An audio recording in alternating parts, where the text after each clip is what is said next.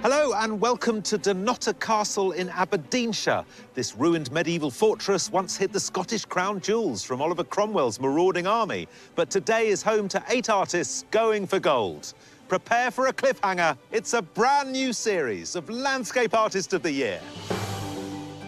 From 2,000 applications, our judges have chosen 48 of the UK and Ireland's most talented artists to take part in 6 extraordinary heats, using everything from pens and paints to lino and collage. Apart from not having 3 hands, it's going great. How much time have we got? Can I finish tomorrow? From urban panoramas to historic battlements. It's romantic and it's full of brooding mystery. If I had to sum you up, romantic and full of brooding mystery would be pretty good. Producing spectacular artworks, whilst battling the changeable British weather. I'm having a real problem today. I'm having to secure everything because it keeps blowing away. They have just 4 hours to produce an artwork that could catapult them through to the semi-final.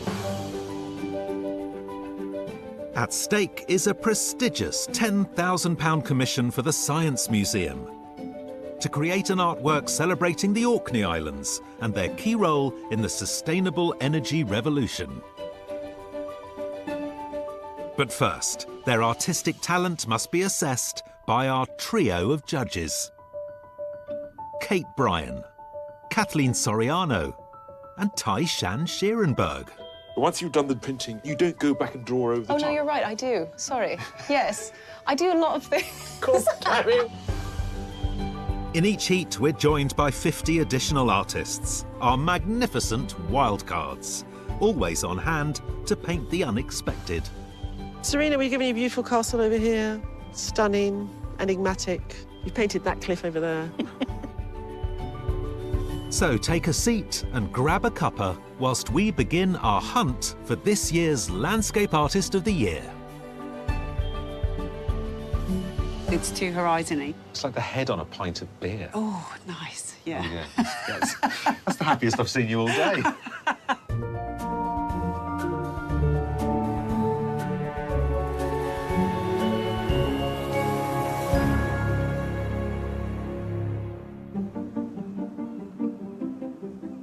Today, 8 artists have travelled the length and breadth of the British Isles to be with us at Dunnottar Castle. We have London-based fine art graduate Henry McAlpine. From Devon, textile artist Alison Waitley. Jen Maidment, a contemporary portrait and landscape artist from Caerphilly. And Kat Croxford, an expressive artist from Buckingham. It's fabulous being here, and there's a wonderful fish on in the air. I'm very excited. Alongside them, we have Jess Gale, a contemporary artist from Dorset, Polish artist and care worker David Shab, Simon Blackley, a textile designer from Blackburn, and finally Canadian printmaker Christina Chan. It's been a whirlwind of emotions, and for the most part right now, I'm excited, and in 5 minutes, I'll be nervous again. It's time for the artists to settle into their pods, where the submission artworks that secured their place in the competition are now on display. And there's just enough time to contemplate the challenges of the view in front of them.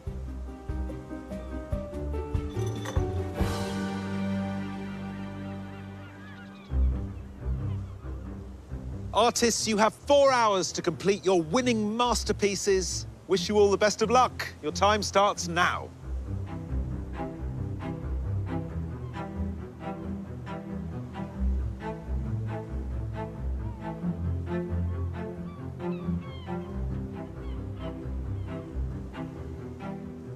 Today's artists are perched on a cliff, looking out over the North Sea and a dramatic, rocky headland, home to the ruins of Dunnottar Castle.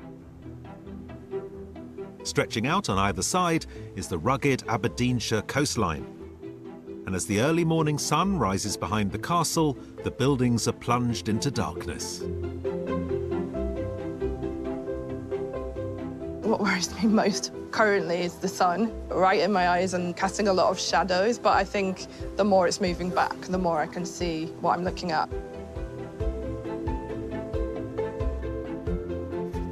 The big challenge for me today would be to try and represent the castle accurately, but at the same time, get the softness of the grass and the sort of sharpness of the rock.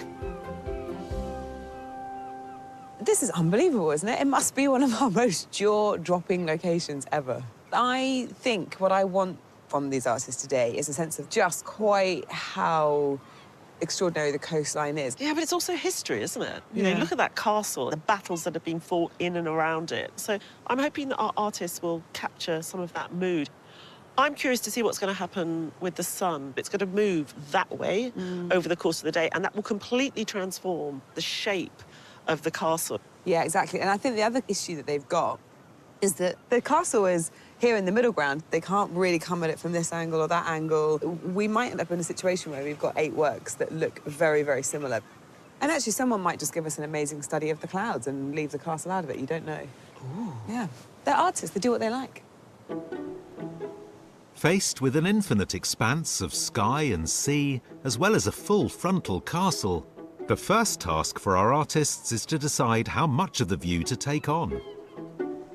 The landscapes I'm drawn to normally involve a big sky, open spaces. I think this space between the lump of rock where the castle is and the opposite headland is creating this nice void, and I think that might make quite an interesting composition. Jess Gale is from Dorset.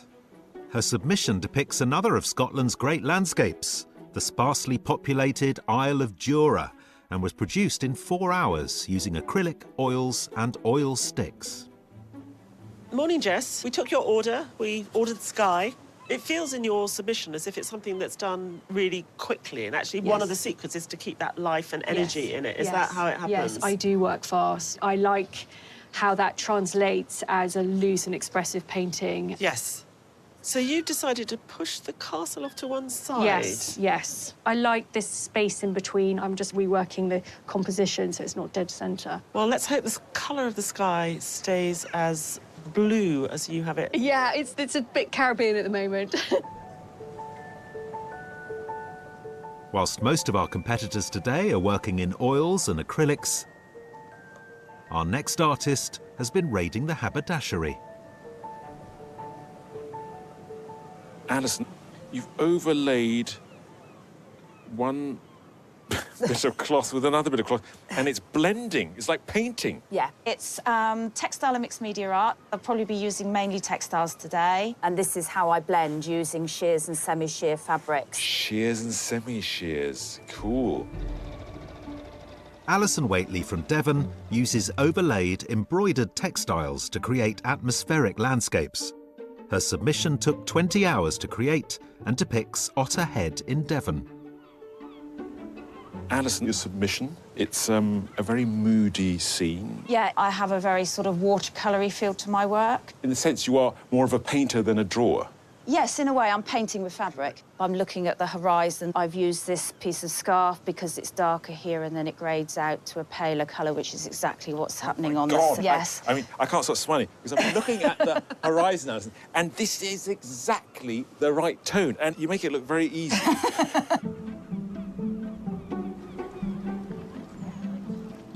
Just down the path and up a hill, another gaggle of artists are perching themselves and all of their painting paraphernalia on the next headland. It's our 50 wildcards, bringing their own sense of festival to the day's painting. It feels like just a very kind of community vibe, and everyone just mostly out for the fun of it, as opposed to being hardline competitive. But you've got to be in it to win it. And only one artist will be chosen today to go into a pool of wildcard winners, just one of whom will be selected for a place in the semi-final. I'm hoping as the day progresses, the sun will cast a nice shadow on the left side, and you got this nice, godly, beautiful baby blue sea. Definitely going to capture that on my painting.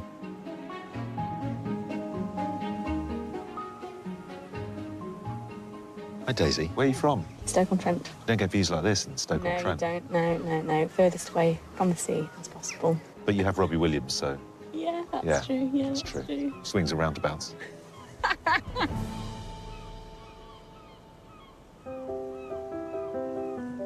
Although some of our artists today are used to plein-air painting, for others adapting their process to working in a field on the side of a cliff is a different kettle of fish. I've mapped out my composition. I'm going to be kind of flitting across, drawing, painting, printing, and usually create my work in the studio. I'm going to try and bring it out here, obviously seamlessly and without any problems whatsoever. Christina Chan moved to the UK from Canada to study printmaking in London. She creates her works by sketching out her composition before pressing it onto a layer of ink and drawing or painting over the top, as seen in her submission landscape of the Australian bush. So, Christina, let's talk about your submission. It's very atmospheric. Yes, it's made through building up layers of tone. And you've done the drawing of the rock and the castle. Yes. So right now I'm just setting up to do some printing on top. OK. So what I'm going to do is I'm going to roll ink onto the acetate. I then press it into the paper. And then you peel it off, and you're never quite sure what it's going to be like. And that's part of the joy of it. It's part of the joy, it's part of the stress. It's... OK. What happens when you turn up to an art competition with small, square canvases and you're faced with a broad, horizontal vista? Composition is absolutely critical, and it's very difficult what we've got in front of us. It's just making sure I can capture everything of it, really. I've decided to go for 3 paintings, so now I can get the full width as a panoramic. Simon Blackley from Lancashire works as a sales director at a textiles company. His Hopper-esque submission depicts a petrol station in Blackburn and features strong contrasts in light and shade. Morning, Simon. Hello. You're suddenly going with this triptych. You're going to give us something really panoramic. Yeah, I've actually gone completely off piece. I think I'll be OK. I'll get the castle in its full width and some of the sea behind as well. Drawing, for me, is the most important part, so if I don't get that right, then it's just not going to work for me. So tell me a bit about your submission. I love it. I mean, it is really just like the back of a garage. I try and find sort of ugly views and try and make them beautiful. You'll be gutted today that there's no petrol station that comes with our medieval castle. No petrol station, no bins, no skips, nothing really, so... I'm sorry about all this beauty.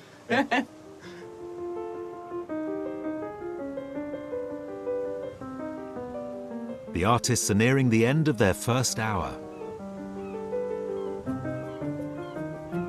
So this first layer of print is just a bit of grey, kind of working in the sky. I've mixed it a bit light, but I'm just going to continue and build, really.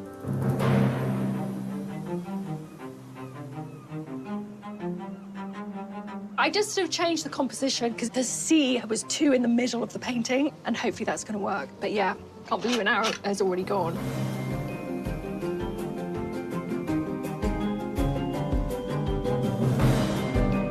I'm doing all right. I've just changed my mind about the fabric that I want to use for the castle, so I'm just having a recut, but we'll see how we get on.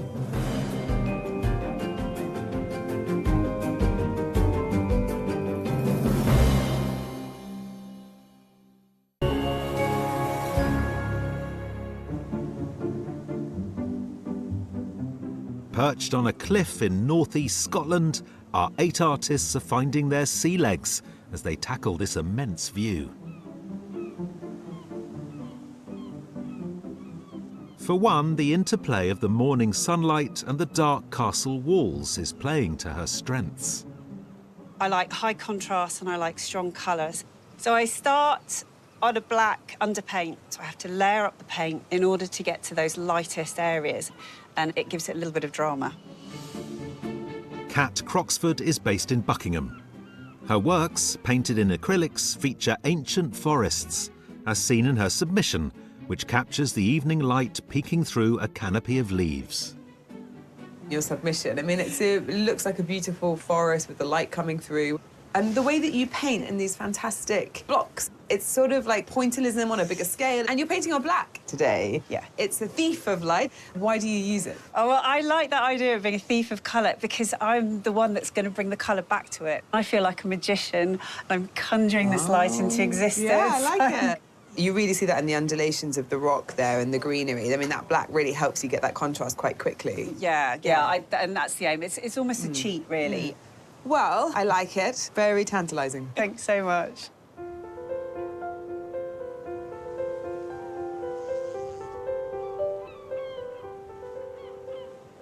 So I would describe my style as distorted realism. So when I'm looking at the view in front of me, I'm trying to break down the different tones that I see in order to create a sense of energy. I don't really work with buildings, so it's going to be quite interesting to see how my style and the solid structure interact.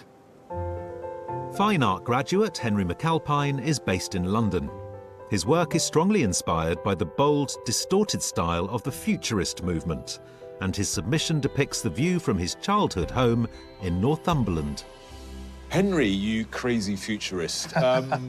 This is the sky you're tackling. What's happening out there? So I've gone for quite a dominant sky. I think a lot of the shapes do kind of come from the clouds.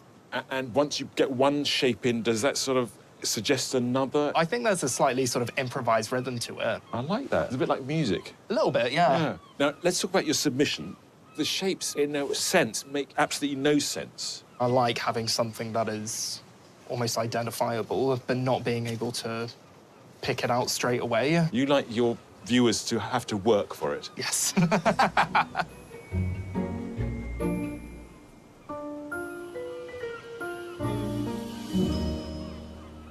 What a magnificent spot. It's just so full of every romantic idea one has of castles. Yeah. We talk a lot about the million shades of green on landscape, but we don't talk as much about blue. And we have a lot of different types of blue here, I suppose. Yeah, I mean, it has got blue in it. No, it's... What's that? What are you doing there? I'm isolating the colour. So it's kind of, it is a panoply of blues. I'd love to paint it, and at the same time, we're going, no, watch out. So the dangers are? National Trust postcard. Right. A nice little illustration for Children's Book of Castles. But why not? That's my question. Yeah. So, yes, no, it's beautiful, it's, you know, romantic, and it's full of brooding mystery. I hope our artists find something else to it. I mean, if I had to sum you up in a sentence, romantic and full of brooding mystery would be pretty good. I'll take that. Refusing to be flustered by all of this emotion, one of our artists has opted for a methodical approach to her painting.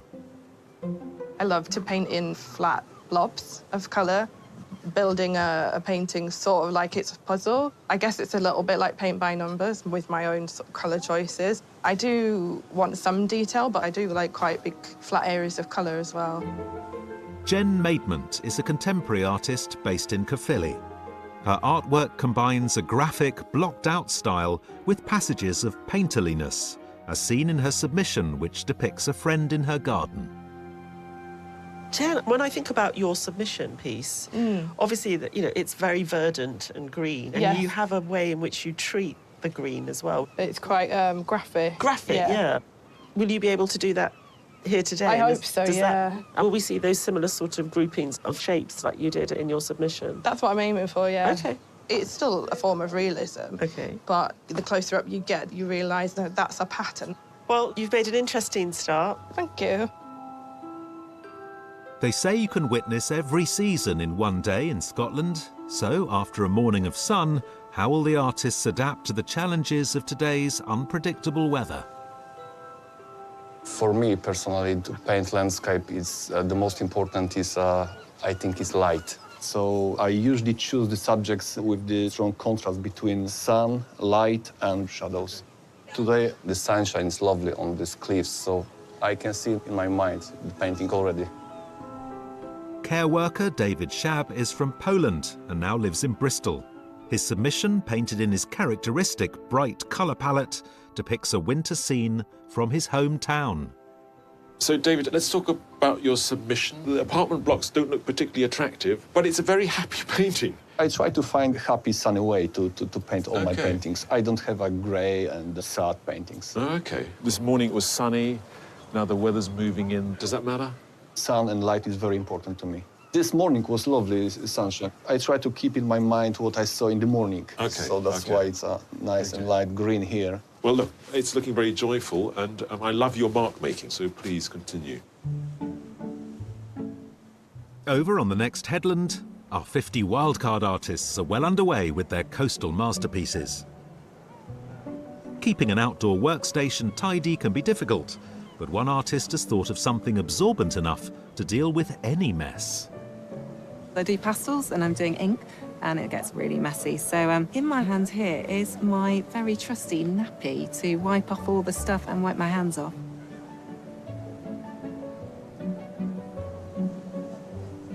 I love this very different approach that you've taken, where we're seeing this sky which almost feels nocturnal. It's slightly not how I anticipated it coming out, to be honest, but I work with brush shows, so it's very organic. It's just good to go with whatever it does. I think it gives it a really kind of mystical, magical feeling. Lovely. Thank you so much. What are you hoping to see with your binoculars? There were a few boats out there in the sea, right. and there might have been a dolphin. There might be a dolphin or two passing by. You can see what's going on in the pods without having to go over there. Absolutely. Right. Wake me up when it's time to announce the winner.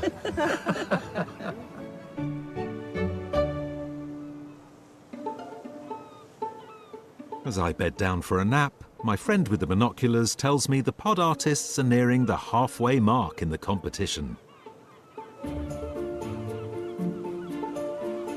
It takes a lot of layers to cover the black, which is good because that first layer, I can work out a lot of problems. So it'll get there, it'll get there.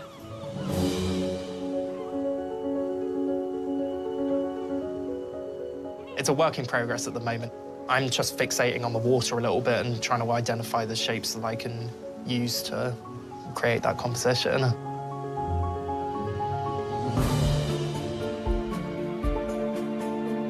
I'm concerned about colour choice. It's very wishy-washy at the moment. I'm also worried about bugs sticking to it. There's a lot of like little tiny flies that I don't want to die in my painting.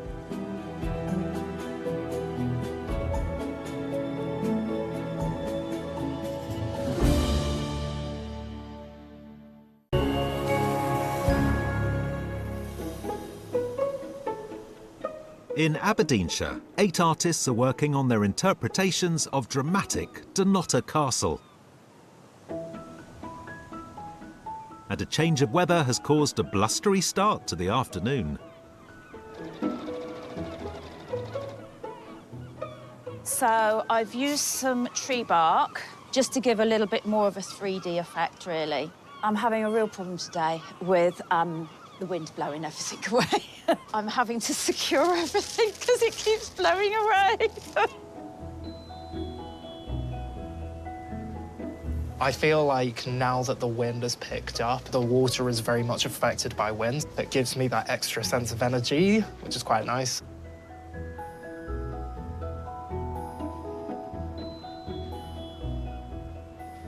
Christina, there's lots of different processes happening. I can see that you've got your printing materials. I tried to make a little makeshift printing station, which all in all worked, except the wind picked up. Ah, well, the wind will do that. I'm using this really thin Japanese paper, so every time I went to kind of put it back, take a step back and look at it, it would fly. Whip around. You know, it just went for a walk. You were lucky it didn't go too far. So then basically decided I was going to paint into it, draw into it, and adjust on site. I mean, with views like this, why limit yourself? Yeah, exactly. At the halfway point, it's time to get wind of how the artists are doing. So today, 21st century art meets 15th and 16th century ruins. Who's winning? I think the artists are winning, but they're all doing it very, very much on their own principles. Alison has just sewn some wood onto her painting, which is not something I say very often. Yeah, Alison's clearly interested in mixed media. The issue you've got when you add in those kind of elements from the area is that it can get crafty very quickly and it can seem like a less serious piece of art. I think Alice is very good at matching what she sees with overlaid bits of cloth. And now she's got to the castle, the equivalent she's finding is a bit too much, almost. So I think she's got to try to bring a subtlety into it. How's Henry and his futurism getting on? I'm a real sucker for the futurist, and Henry is making it utterly relevant and compelling today. And I really like the fact that he's been challenged, because he doesn't normally paint any object. And actually now he's got to deal with the castle. And I love his treatment on it, actually. And it does talk about today. Somehow I'm sitting in this wind here, and yeah, Henry's talking about the wind. You know, there's stuff moving. It's wonderful. How's Kat getting on? She's really joyously painting. Working on that black ground gives it such strong contrast immediately. I'm worried about the way that she'll paint the sky and the sea, because we can't just have the same effect over the whole thing. At the moment, I see the fragmentation of what she's building too much, so I'm really distracted by the little square shapes. Jen loves green. How's she getting on? Well, Jen's elevated the castle in order to get as much of that green in as possible. Of course, she deals with it in a very stylised way, so she can put it on really, really quickly, and then she has to worry away at the edges, and that's where the time constraints come in. Jen's submission was pattern, it was graphic, and that's what makes it so interesting to look at. And at the moment, I think Jen's got this castle which she's unfamiliar with, and so she can't play with those different modes. Christina's landscape is emerging, sort of quite ethereal, isn't it? I just hope that Christina doesn't do too much more. It's ghostly, it feels otherworldly, it certainly feels removed in time and space. It's interesting seeing an artist struggle with their materials. Christina was trying to sort of use the monoprint as a transfer of colour, and now I think she's gone to hell with it and started painting onto the paper itself, and her mark making is really beautiful. Simon's giving us a triptych. Is that a good decision? The three paintings, if you put them together, give you an almost 180-degree view of the landscape, which is, of course, what we're trying to absorb with our own eyes. And Simon seems to be embracing that. I'm curious, what's it going to look like? Are we going to get something much more abstracted and painterly compared to the submission? David's giving us a very bold painting. It's full of joy, and the way he puts the paint on, and his sort of the extraordinary way he sort of turns the colour up to 11. And it was looking absolutely fantastic. And then he just dialed the joy up to 11 as well, which included a little boat. And the birds. And the birds. I think he's going to have a tough afternoon for us. For us to really believe in this picture, to feel that it's got, like, meaning and values associated with this place. Jess has just flipped her painting upside down. Jess had a painting down with the first hour, I think. Right. She had a very good composition where you saw the sea through the two sides of the two cliffs. And since then, she's been fussing around. Yeah, I really hope that actually Jess finishes what she's got, because it's beautiful. It's an amazing cloud study. And it's the kind of painting that will die a death if she keeps working at it.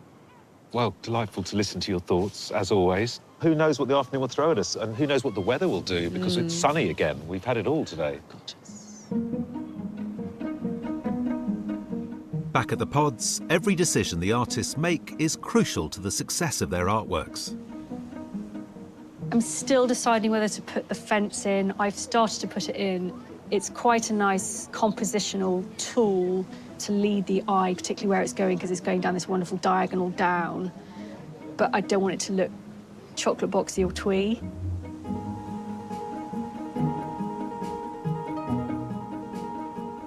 Hi, Simon. It's an incredible spot. And to think of all the history that's been there, I mean, does that impact the way you approach it? So I put a touch of red to the bottom of the painting to, I guess, to give some signature back to when the history of the castle, thinking that the castle's not always been a nice place and there could be a bit of evil lurking in the castle. Bloody episodes. Well, I'm sure it wasn't pleasant in there at one point.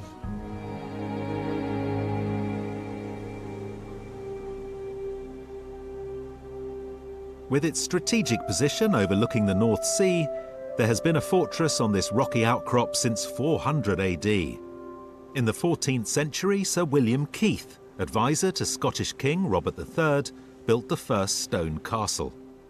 And for the next 300 years, his family used it as a base for resistance against the English crown. In the mid-1600s, during the Anglo-Scottish War, the castle was the hiding place for the Scottish crown jewels, the honours of Scotland. The honours of Scotland would have typically been kept down in Edinburgh Castle, but they were moved here in 1651 to try to safeguard them when Oliver Cromwell entered Scotland with the aim of destroying them. They were here for 8 months. Cromwell's forces were camped outside. Once they started bombarding the castle, the forces inside surrendered. But the honours had actually been smuggled out. They were thought to have been lowered down the side of the cliff to the beach and taken away by ladies who smuggled them in baskets of seaweed. But following their support for the ill-fated Jacobite Rising of 1715, the Keith family were stripped by the English of their title and lands. After the Keith family forfeited the castle, it was bought by the York Mining Company, and they basically came in and took away anything of value and left it as the shell it is today. Over the next 200 years, Dunnottar Castle fell into ruins, until 1919, when it was bought by the Pearson family, who set about preserving what was left of the castle in recognition of its historic role in the story of Scottish resistance.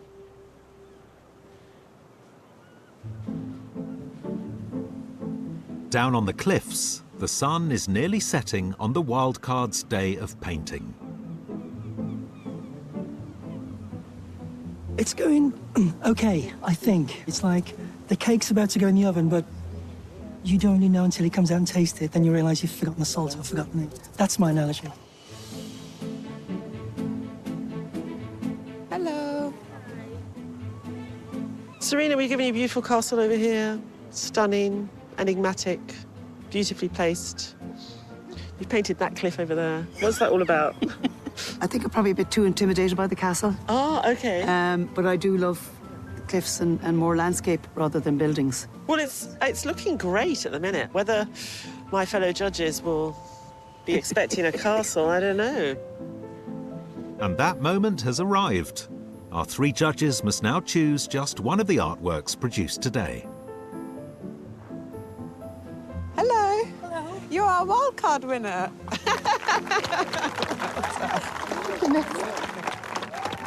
I just love the way that you've just done something full of narrative and meaning, but it's still representative of the castle. So congratulations. Thank you for having me. And it's Rebecca Patterson's atmospheric nighttime scene that's the judge's favourite. I can't believe it. It's amazing. I was so surprised to be chosen. I just did not expect it at all. Just incredible people here, so just unbelievable. Rebecca from Aberdeen will enter a pool of wildcard winners from all 6 heats, just one of whom will be chosen to take part in the semi-final.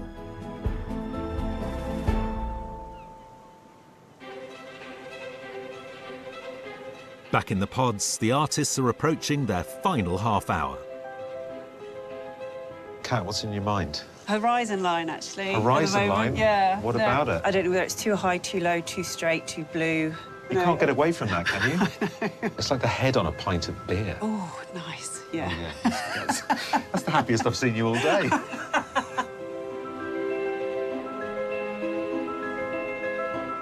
I still have quite a lot of work to do on the cliffs, wondering what to do with the foreground. It's definitely something I need to focus on a little bit more, I think.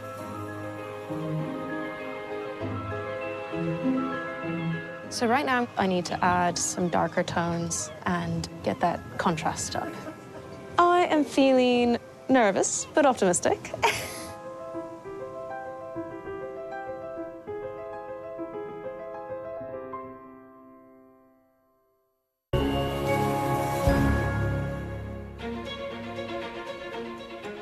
It's crunch time for our 8 artists as they near the end of their 4-hour challenge, painting Aberdeenshire's ruined Dunnottar Castle.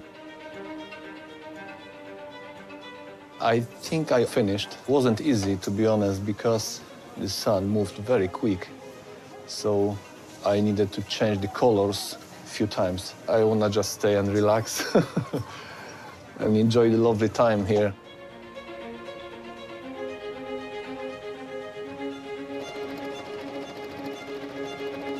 I'm just going to stitch this bit and then I'm going to give it a good press. Now just about getting there.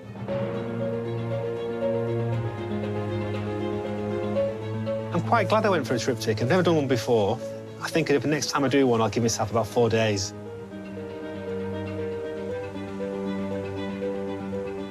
I have covered the board mostly. I hope that I've got a little bit of time left to do something about the sky. I'm panic painting now.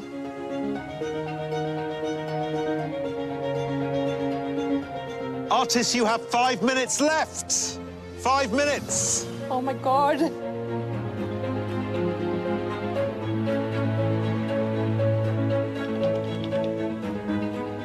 I am probably over-fiddling. I'm feeling really great. Does that sound convincing? No.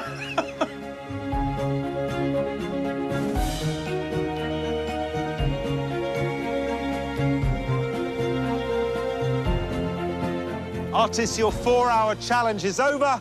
Please stop working and step away from your easels. Woo!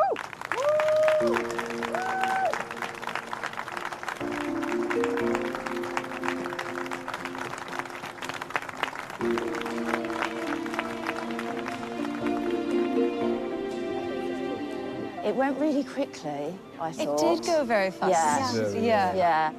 While the artists take some time to relax, the judges look at their finished artworks. What a range of styles. Yeah, fabulous.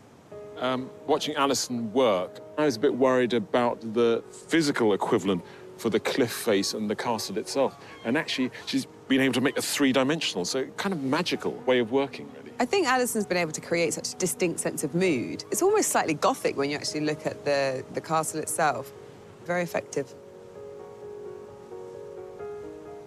So one of the things I really like about Henry's approach is that in the middle of this futurist sandwich is a really calm castle. And I think that balance that he's got between the use of his stylized forms actually works really well. Yeah, Henry's painting just makes you happy and joyous. It's very well calibrated. I mean, I was nervous for Jen because for a large part of the day, there was a big glaring bit of white at the bottom of that canvas, and you felt that she was putting it off, and how was she going to negotiate it? And actually, it really does work. It's interesting because it's sort of out of focus in the foreground and abstract, and then gets kind of tighter as you go into the painting. Somehow, Christina transported us 500 years back in history with regards to capturing a sense of how scary this place could be with those deep striations on the cliff face. I think she really did manage to capture that. She's taken this kind of ghostly, faint thing that we saw earlier on and brought it more to life, but not lost any of its soul. And I think that's really remarkable. I do like the way Simon's given a sense of the ruined place. I mean, none of it is intact. It's spread over this vast acreage, and it's in the middle of nowhere. I actually really like the way it's painted. It is actually beautiful, that passage of sky that runs across the three pictures. I think one of the things that I've got a slight problem with is this red at the bottom. It takes me somewhere else that I don't really want to be. I just love the way Jess started this morning. She's obviously very experienced, and you can see that interesting use of the sea as a central motif through those two cliffs. I think she was too good. She got there too early. I missed the sky that I saw this morning. That said, the bottom half really came alive this afternoon, and it required that much more work. But unfortunately for me, this sky is kind of textbook overcooked. David's joyous piece of rough painting really gives me a sense of the place, and it's a lively place. It's a ruin, but stuff is happening around it. You know, even his colour, although it's heightened, seems to make sense. Unfortunately, in this type of painting, birds and boats, it becomes a postcard. Kat's painting is, you know, really robust. That black's been used in a really effective way to show the undulation of the rock face. I think, though, unfortunately, that the treatment of the horizon line and the sea doesn't work as well for me. I just felt like there probably could have been a bit more contrast there. Gosh, I actually really quite like the height of the sea, and it takes up so much space. And the enormity of it and the tiny bit of sky actually makes me feel like I'm sort of falling into it. I think she does that really well. It was a surprisingly difficult subject matter because it is very beautiful and very romantic. I've got some favourites. Me too. I've quite surprised myself by where I've ended up going after this conversation, actually.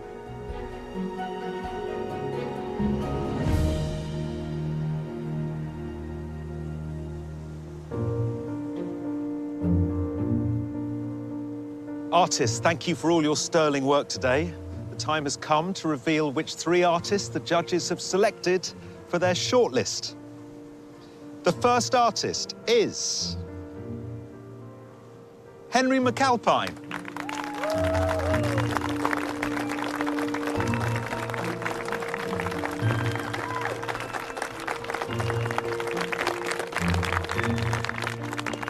The second artist on the shortlist is Jen Maidment.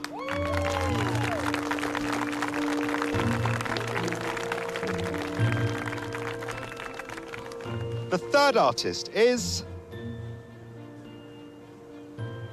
Christina Chan.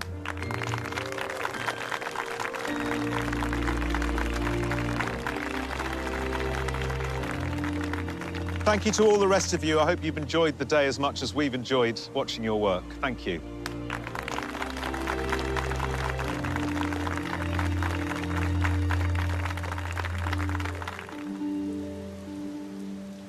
As the heavens open, the judges must decide on one artist to go forward to the semi-final. To help them, they take a look at today's works alongside the artist's submissions.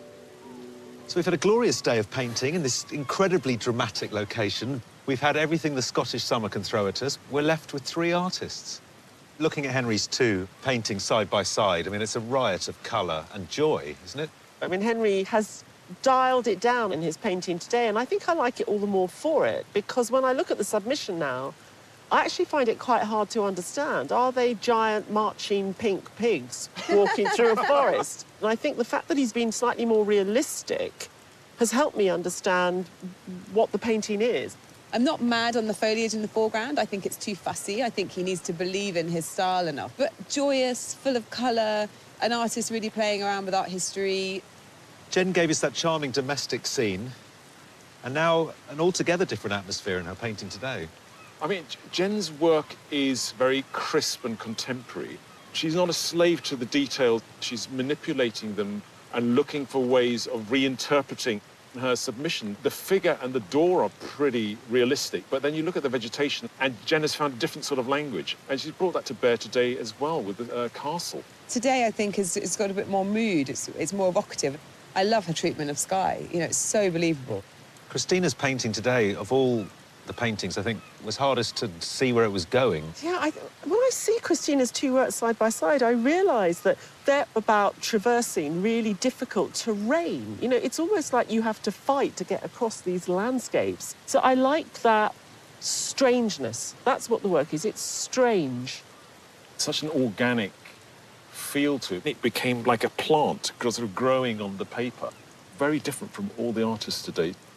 Well, there we go. This dramatic location has produced some wonderful work today. But we need a winner. Yeah. And a rainbow.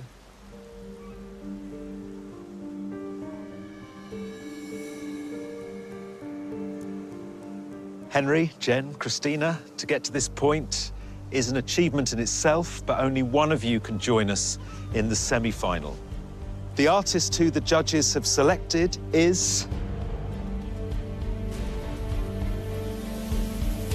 Christina Chan. Oh my gosh.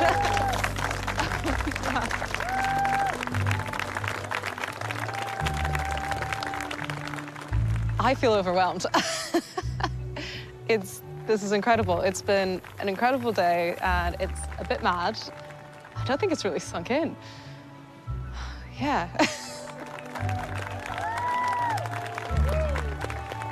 I'm just absolutely thrilled to still be selected for Final 3, but Christina was such a well-deserved winner and such a great day. I'm just lost for words right now. Christina's submission and today's work are both living things. They're very strangely organic. She has very strange qualities in her work, both in their expression, but also the way she works. And I've never seen anything like it, and that's very rare. I can't wait to see what she does next. I'm happy with what I produced. I was a bit on edge because I had to adjust so many times, but in the end, I liked what came out and really grateful the judges did too. If you'd like to be a pod artist in next year's competition, or want to find out more about the work of our featured artists, visit skyartsartistoftheyear.tv.